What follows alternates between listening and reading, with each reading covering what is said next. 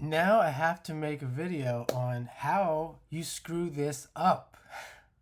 So if you haven't seen my other video, check that out. That's how you do it. Yeah, it's essential to watch that first video. This will be the part 2. Let's show how you screw this up. Number 1, this is how you screw this up. These two kids here, they're not playing tennis. They're playing tag. As I said in the other video, leave the tag games. Leave the games, the warm-up games that don't have anything to do with tennis. Leave them to recess. Leave that to the birthday parties. Make sure it looks like tennis. Now, with that being said, here's a kid holding the racket wrong. I don't think he's holding the racket wrong, but that's what most people are going to say. He's holding the racket wrong. You can see he's got, let's say he's right-handed. He's right-handed and he's got that left hand on the top part of the hand. What you don't want to do here is correct him. There's nothing wrong with what he's doing. You don't want to correct him at this point. You want him doing all kinds of stuff like this.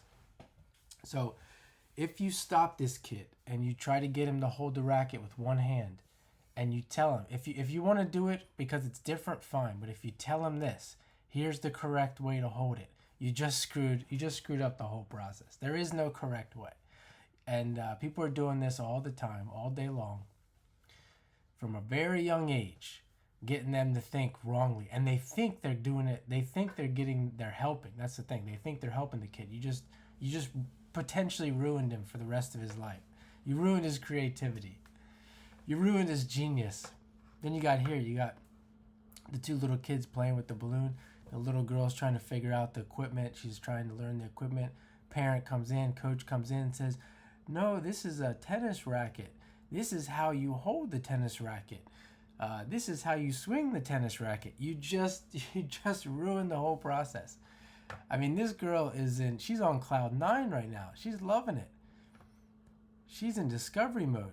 And you don't want to ruin that. You don't want to ruin discovery mode.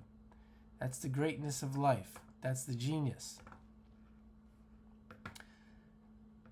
Let's see what we got here. These kids here, this kid here, maybe this girl here, they got their favorite ball, right? And you're like, no, that's not a tennis ball. That's a bouncy ball. No, you don't want to ruin it for them like that. Let them have their favorite ball. It's a ball.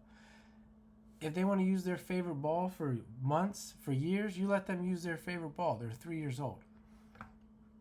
Let's see what else we got here. We got the two parents here. We got the parent playing with the kid, and then the mom standing right next to the kid. Nothing wrong with this. If the parent is just kind of maybe being there for emotional support or something like that, but we don't know what this mom is saying to that kid. What you don't want to do is stand there and give them instruction. There is no instruction. You see these kids here? Here are the rules. Here's the game. Here's the rules. Go at it.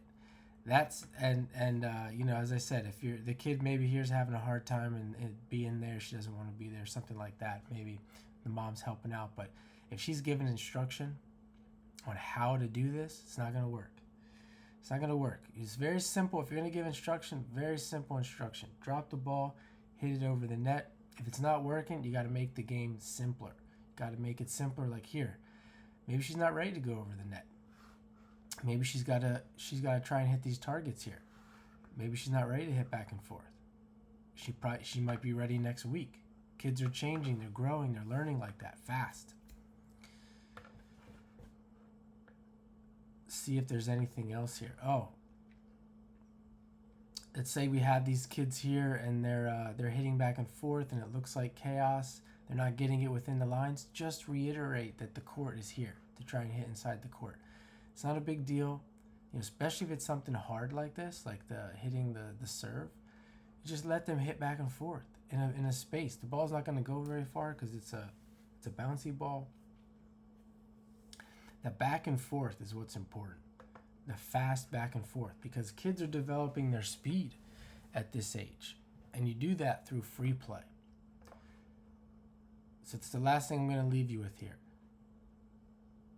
If you can emphasize free play in all of the exercises, way more important than static, standing there, do this, do that, don't do this, don't do that.